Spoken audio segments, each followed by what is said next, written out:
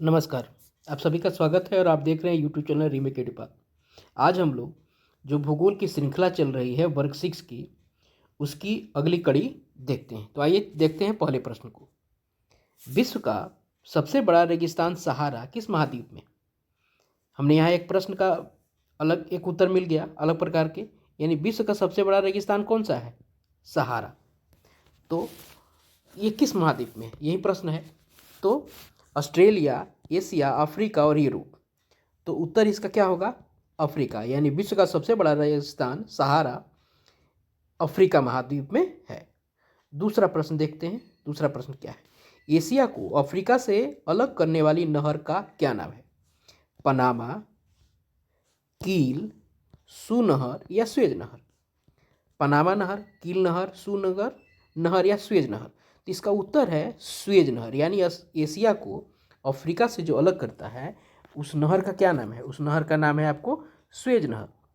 अब स्वेज नहर में की जानकारी हम थोड़ी ले लेते हैं। स्वेज नहर जो है ये मिस्र के सिनाई प्रायद्वीप से बनाई गई स्वेज नहर विश्व की सबसे बड़ी कृत्रिम नहर है। ये जो स्वेज नहर है हमारी, ये क्या है? ये मिस्र के सिनाई प्रायद्वीप में बनाई गई है, मिस्र के। और ये विश्व की सबसे बड़ी कृत्रिम नहर है। ये प्राकृतिक नहर नहीं है, कृत्रिम नहर है। और जिसकी लंबाई है, इसकी लंबाई आपको 164 किलोमीटर है। कहीं कहीं 165 भी दिया रहता है, लेकिन ज़्यादा ऑथेंटिक आपको 164 किलोमीटर है। ये हमने अभी देखा कि ये मिस्र के सिनाई प्रायद्वीप में है। अब ये क्या करता है, और ये एक काम भी करता है कि यह भूमध्य सागर को किससे जोड़ता है? ये जोड़ता है लाल सागर से। ये लाल सागर से जोड़ता है। कौन? स्वेज नहर। क्लियर है? तो स्वेज नहर के बारे में हमें क्या है, ये मिस्र के सिनाई प्रायद्वीप में है। ये विश्व का सबसे बड़ा कृत्रिम नहर है। इसकी लंबाई आपको 164 किलोमीटर है। यह क्या करता है? भूमध्य सागर को लाल सागर से जोड़ता है। क्लियर है? चलिए आइए देखते हैं, जब लगे हाथ हम पनामा, कील और सू के बारे में भी जान लेते हैं। अब देखिए, एक और स्वेज नहर के बारे में एक और चीज़ जानकारी हम ले लेते हैं जी। 1869 में स्वेज नहर को क्या है, आवागमन और व्यापार के लिए खोल दिया गया। कब? इसको कब खोला गया? 1869 में इसको ओपन कर दिया। इसको व्यापार के लिए और आवागमन के लिए इसको स्वेज नहर को ओपन कर दिया गया। अब देखते हैं हम एक एक करके पनामा नहर को देखते हैं। अब पनामा नहर के बारे में क्या है? पनामा नहर एक कृत्रिम नहर है और ये क्या करती है? ये प्रशांत महासागर को आपको कैरेबियन सागर से होकर अटलांटिक महासागर से जोड़ती है। ये क्या करती है? किससे? आपको कैरेबियन जो महासागर है, कैरेबियन जो सागर है, कैरेबियन सागर है, इससे होते हुए किससे जोड़ती है? अटलांटिक महासागर से। ये अटलांटिक महासागर से जोड़ती है। कौन? आपको ये पनामा नहर किससे जोड़ती है? प्रशांत को अटलांटिक से जोड़ती है। और किसके द्वारा? आपको कैरेबियन सी के से होकर जाती है ये। क्लियर है? तो स्वेज नहर भूमध्य सागर को लाल सागर से जोड़ती है। पनामा नहर प्रशांत को अटलांटिक से जोड़ती है और होके कहाँ से जाती है? कैरेबियन सागर से होके जाती है। क्लियर है? आप इसको उतार लीजिएगा। अब उसके बाद है कील नहर के बारे में। ये उत्तरी सागर को बाल्टिक सागर से जोड़ती है। ये क्या करती है? उत्तरी सागर को बाल्टिक सागर से जोड़ती है। ये उसको जोड़ती है। क्लियर है? उसके बाद है सू नहर के बारे में है कि अमेरिका की जो सुपीरियर झील है और ह्यूरन झील है, इन दोनों को जोड़ती है। कौन? ये दो झीलों को जोड़ती है। ये क्या करती है? ये दो झीलों को जोड़ती है। किसको भाई? ये जोड़ती है आपको सुपीरियर को। ये सुपीरियर को आपको ह्यूरन से जोड़ती है। आपको सुपीरियर को ह्यूरन झील से जोड़ती है। दोनों झील क्या है? अमेरिका में है। क्लियर? ये पनामा का पता चल गया। पनामा आपको क्या करती है? प्रशांत को अटलांटिक से जोड़ती है। उसके बाद कील नहर जो क्या है, कील नहर ये उत्तरी सागर को बाल्टिक सागर से जोड़ती है, ये उत्तरी सागर को बाल्टिक से जोड़ती है। सू नहर आपको सुपीरियर झील को ह्यूरेन झील से जोड़ती है। स्वेज नहर के बारे में हम अभी जाना कि भूमध्य सागर को लाल सागर से जोड़ती है। क्लियर है। चलिए, तो इसका उत्तर है हम क्या मिला था, इसका उत्तर हमें स्वेज नहर मिला था। यानी एशिया को अफ्रीका से अलग करने वाली नहर कौन सी है, स्वेज नहर है, और ये भूमध्य को लाल सागर से जोड़ती है। तीसरा प्रश्न हमारे पास है, उत्तरी अमेरिका और दक्षिणी अमेरिका महाद्वीप किस देश में जुड़ती है। यहाँ यह जानना जरूरी है। निकारागुआ में है, कोस्टारिका में, होंडुरस में या पनामा में। तो यहाँ यह देखते हैं कि उत्तरी अमेरिका और दक्षिण अमेरिका जो है ये पनामा में जुड़ती है। ध्यान रखना है, ये पनामा जो है नहर नहीं, ये देश है। ये पनामा एक देश में ये जुड़ती है, और ये उत्तरी अमेरिका और दक्षिण अमेरिका एक स्थल संधि से जुड़ती है, स्थल संधि से। क्लियर है। ये आपको पनामा में वो जगह है, और पनामा देश में वो जुड़ती है, और किससे, स्थल संधि से जुड़ती है वो। क्लियर है। चलिए अगला देखते हैं, चौथा नंबर, विश्व का कि सबसे बड़ी अफवाह वाली नदी कौन सी है। नील, अमेजन, गंगा, ब्रह्मपुत्र। तो विश्व की सबसे बड़ी अफवाह वाली नदी है अमेजन, और सबसे लंबी नील। लेकिन यहाँ पूछ क्या रहा है, सबसे बड़ी अफवाह वाली नदी कौन सी है, यहाँ अमेजन है। क्लियर है।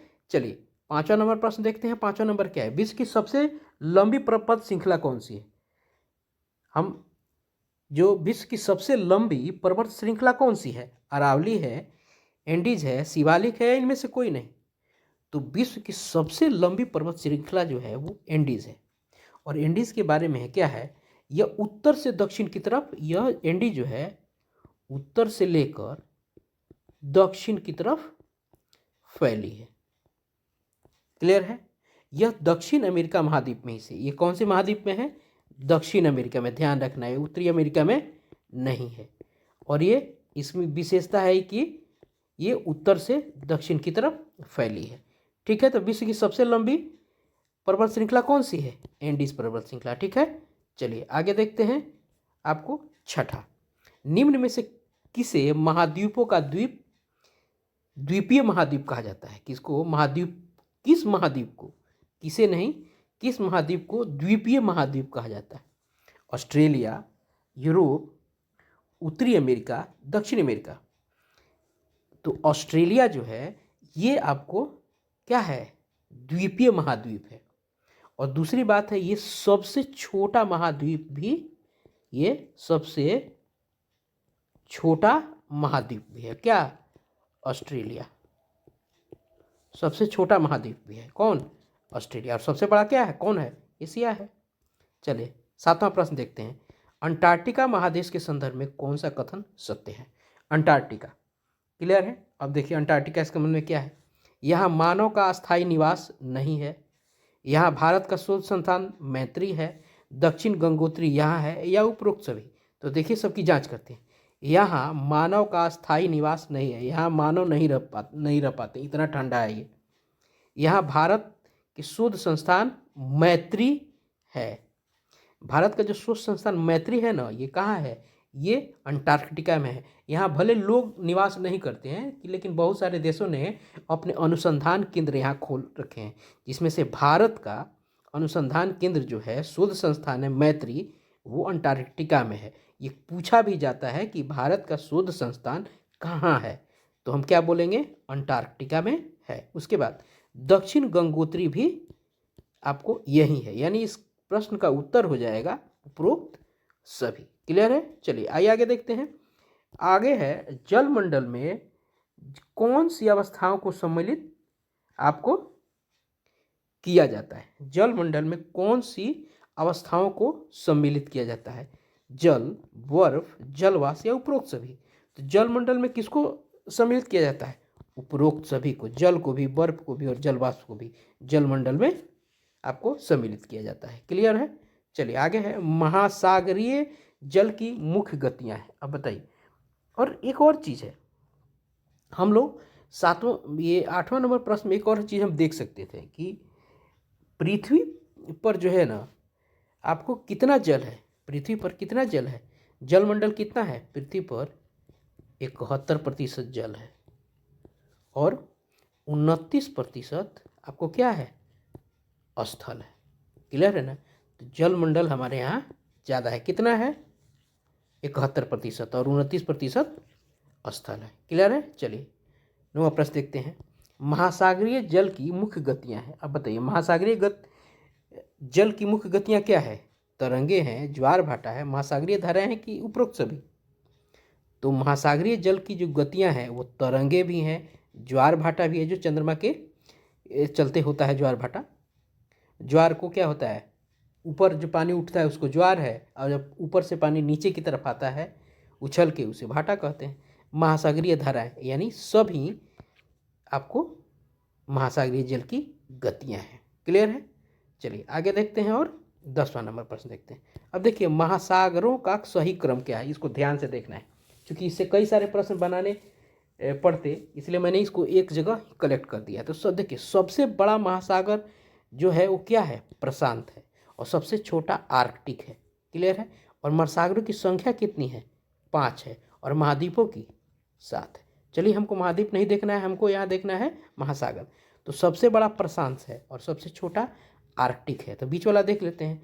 दूसरे नंबर पे अटलांटिक आता है, तीसरे नंबर पर हिंद महासागर आता है, चौथे पे आपको अंटार्कटिक आता है। तो पहले नंबर पे प्रशांत, दूसरे पे अटलांटिक, तीसरे पे हिंद, चौथे पे अंटार्कटिक और 5वें पे आर्कटिक महासागर आता है। तो इसको हम लोगों को याद कर जाना है। ठीक है, हमको बेसिकली याद क्या करना है, प्रशांत महासागर और आर्कटिक महासागर को ज़्यादा हम फोकस करेंगे, यानी सबसे बड़ा और सबसे छोटा ही पूछा जाता है सामान्यतः। अब देखते हैं दक्षिणी महासागर किस महासागर का दूसरा नाम है। एक वैसा महासागर है जिसको दक्षिणी महासागर भी कहा जाता है, और कभी कभी यहीं गड़बड़ हो जाता है।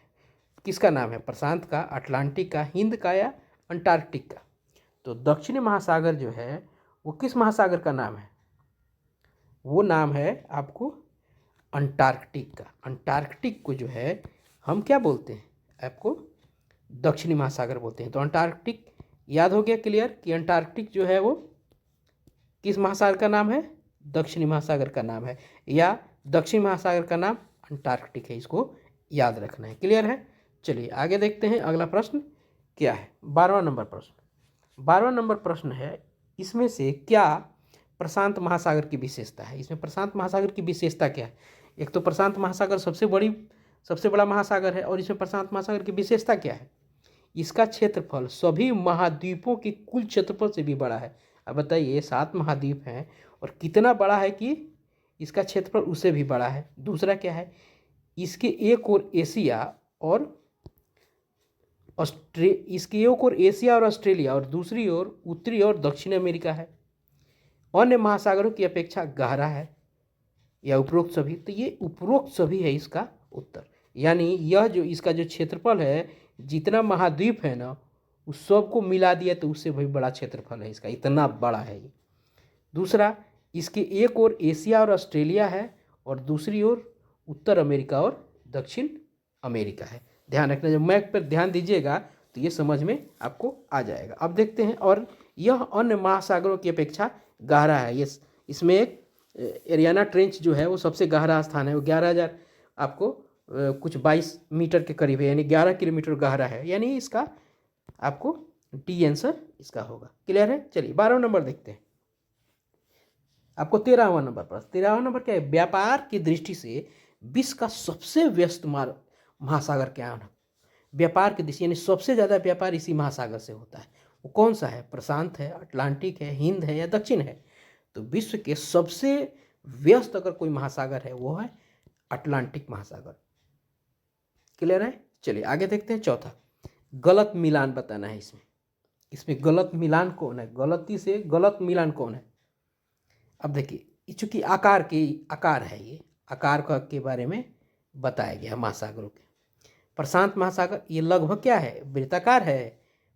ये अटलांटिक महासागर एस के आकार के समान का है। हिंद महासागर त्रिभुजाकार है, या इनमें से कोई नहीं।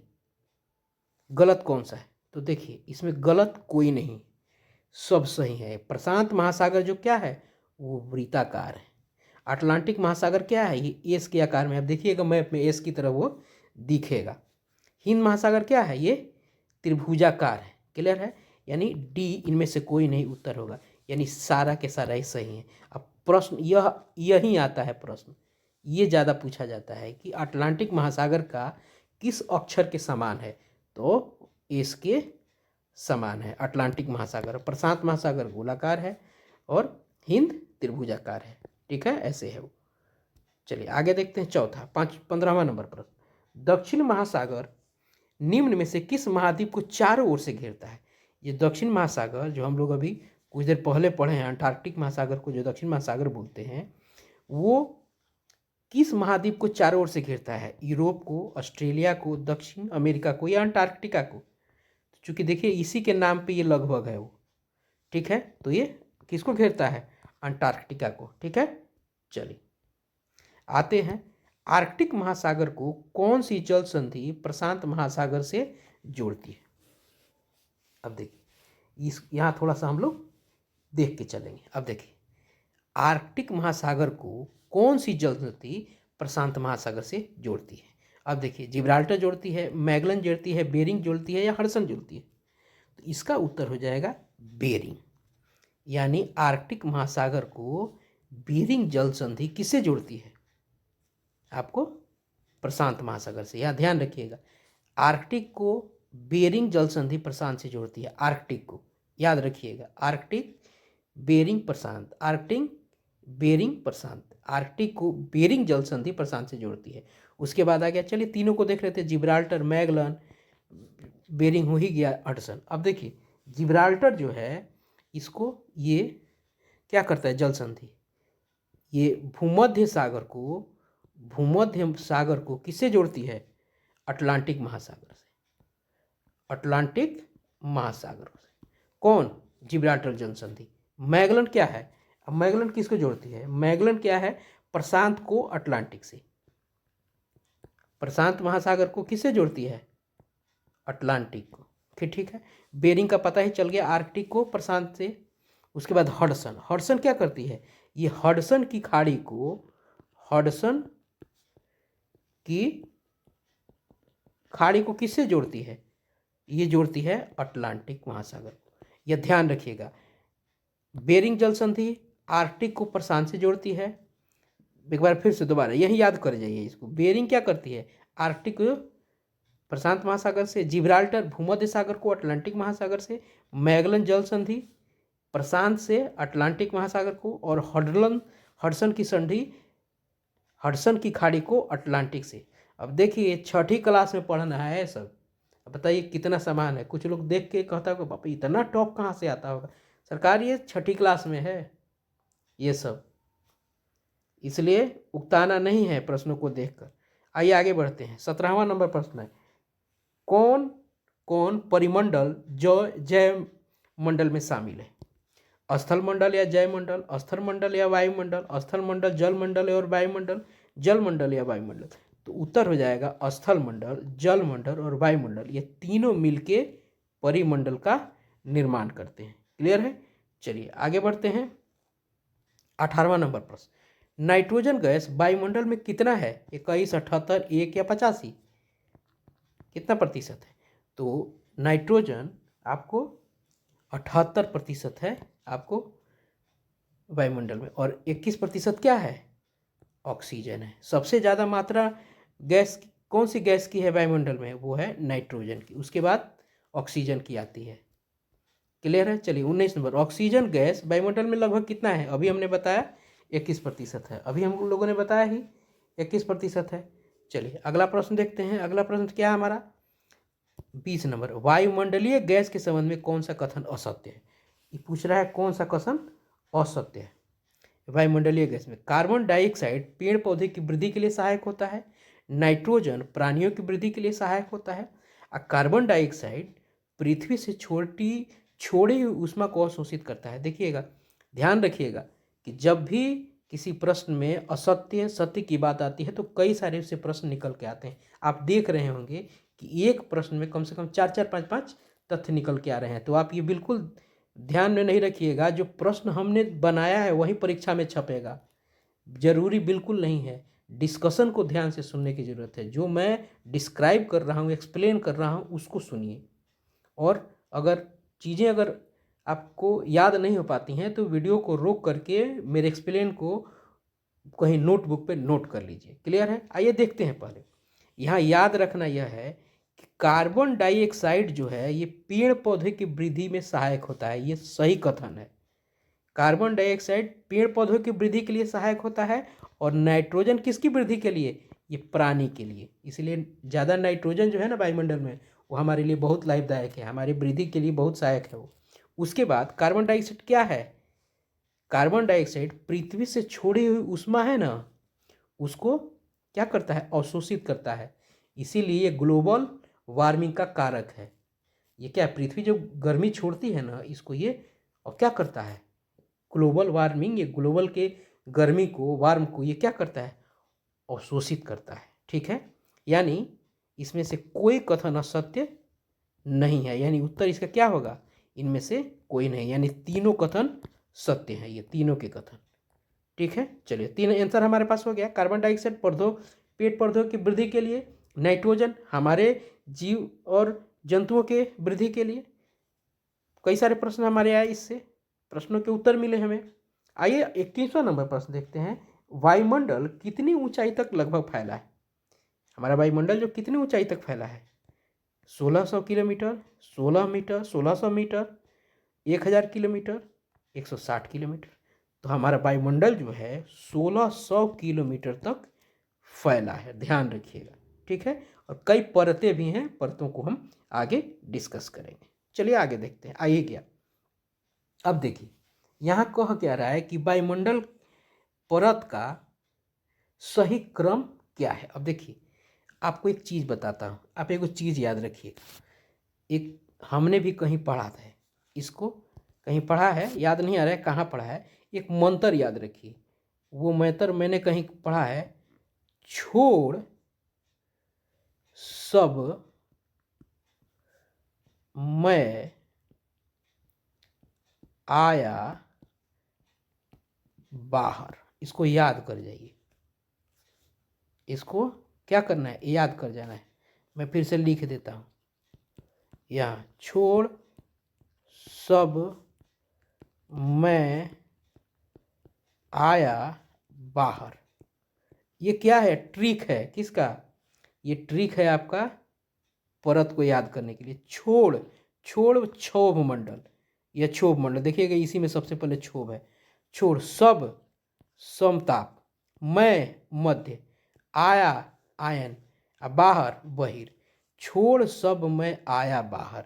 क्षोभ मंडल, समताप मंडल, मध्य मंडल, आयन मंडल और बहिर्मंडल, यही मंत्र है। और ये मंत्र कौन सा है? ये मंत्र है छोड़ सब मैं आया बाहर।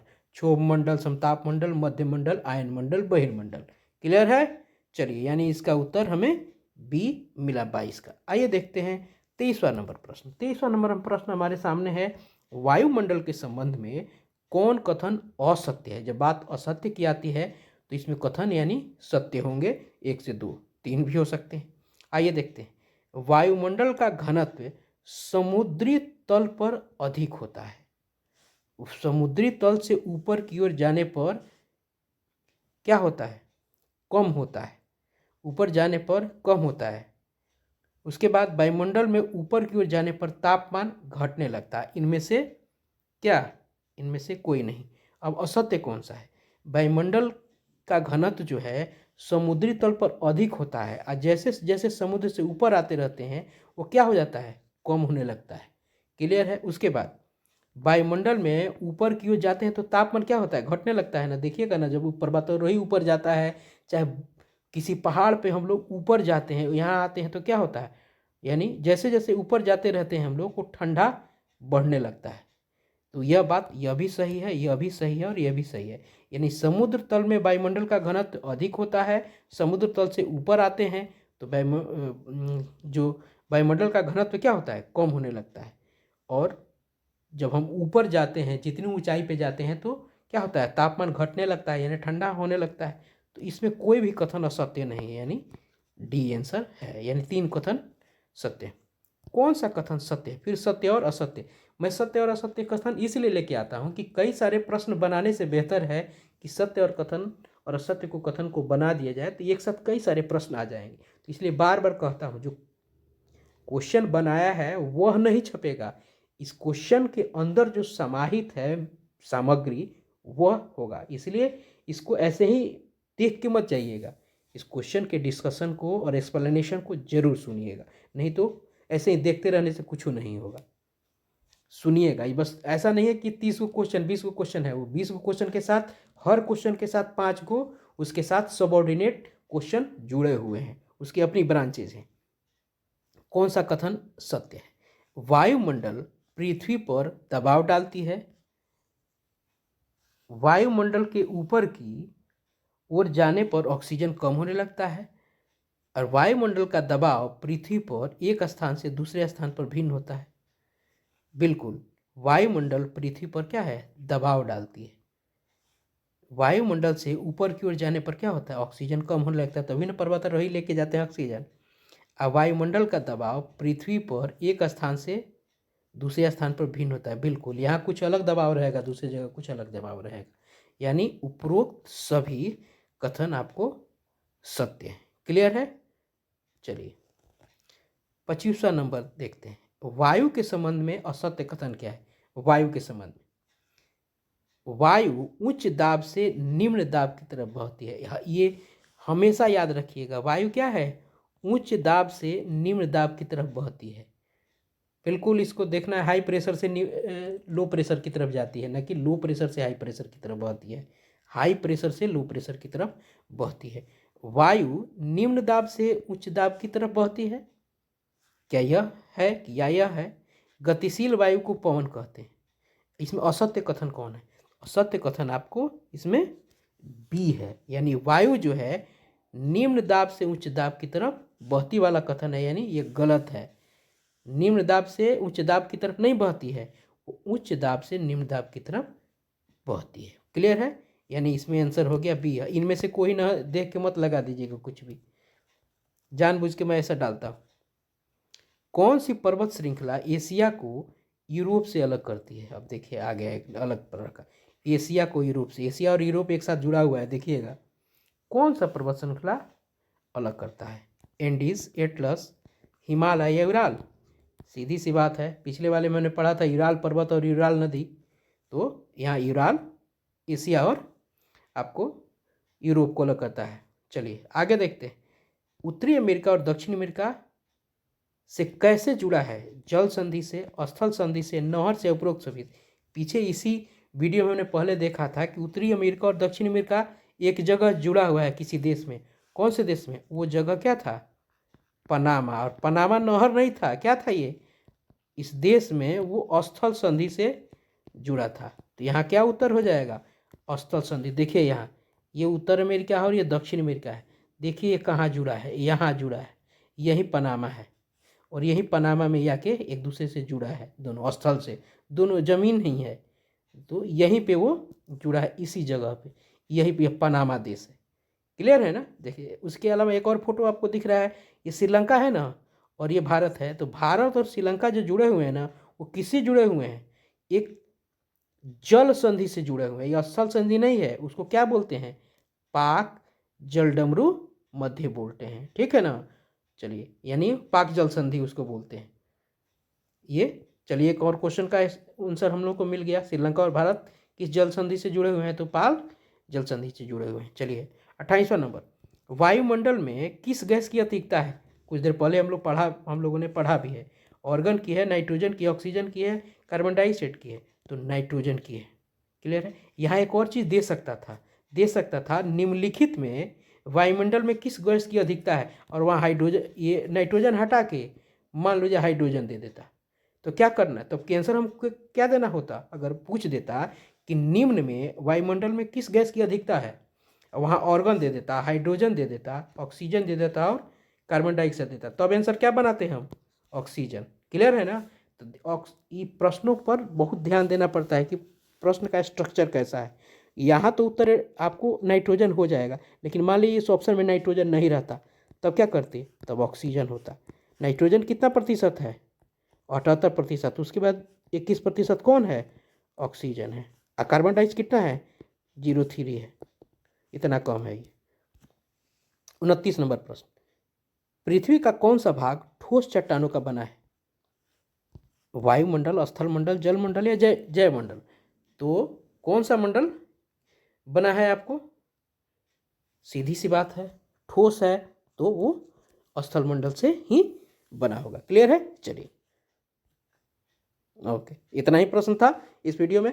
बहुत जल्दी ही 1 से 2 वीडियो में अब छठा क्लास खत्म हो जाएगा। उसके बाद में 7वीं 8वीं हर की वीडियो लेके आऊँगा और आप निश्चिंत रहिएगा। सारे चीज़ों के आपकी परीक्षा से पहले आपको वीडियो उपलब्ध हो जाएगा।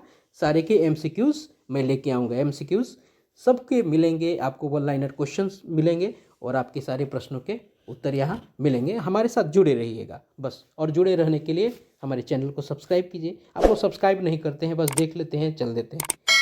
देखिएगा, सब्सक्राइब कीजिएगा, तभी ना मुझे भी आनंद आएगा और मैं भी और ऊर्जा से और उत्साह से वीडियो बनाता रहूँगा। तो कृपया लाइक ज़रूर कीजिएगा अगर आपको अच्छा लगा हो। लाइक बहुत ज़रूरी है। लाइक से होता क्या है कि मुझे भी खुशी मिलती है कि हाँ, मैंने वीडियो जो बनाया है ये, इससे लोग लाभान्वित हो रहे हैं और लोगों को अच्छा लग रहा है। यदि अच्छा नहीं लगता है तो कोई बात नहीं, लेकिन अच्छा लगता है तो कृपया लाइक ज़रूर कीजिए, शेयर कीजिए। अगर आपके यार दोस्त हैं उसे शेयर कीजिए, कमेंट कीजिए। कुछ अगर आपका कोई भी सुझाव है तो ज़रूर कीजिए, मैं उसमें और ऐड ऑन करूँगा। सुधार की ज़रूरत होगी, सुधार करूँगा। Thank you so much. अपना ध्यान रखिए। जय हिंद।